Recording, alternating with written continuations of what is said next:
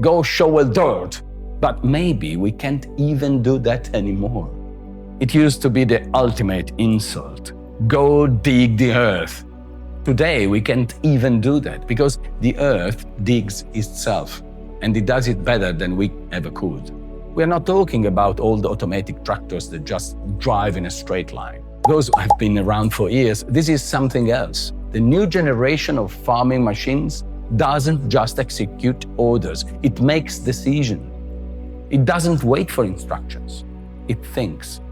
Drones fly over fields, can scan the soil, read weather data, and take real-time decisions. Ground rovers walk through core crops, identify which plants are healthy and which aren't, pick ripe fruit without crushing it. AI systems know where to plant, when to water, when to intervene. They make mistakes, they learn. No need for farmers, no need for anyone. They drive other machines, coordinate with drones, manage entire farm's operations without a single human involved. And when one of them breaks down, another robot comes to fix it. And if that one falls too, a third showed up. All on their own, no hands required. That's the real point. It's not just about agriculture. It's symbolic, deeply symbolic.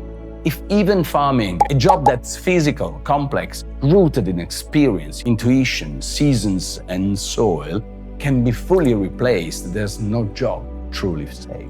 Farming has always been the foundation of our survival. If today it's not human hands feeding us, but a chain of intelligent systems that never sleep, then the very meaning of human labor is gone. These aren't just machines. They don't just do, they understand what to do. And if that's true for farmers, it will soon be true for plumbers, electricians, cable installers, mechanics. All those jobs we thought were too physical, too skilled, too human to automate. Wrong, we've learned to replicate them. We no longer cultivate with our hands, we cultivate with algorithms, artificial visions, neural networks.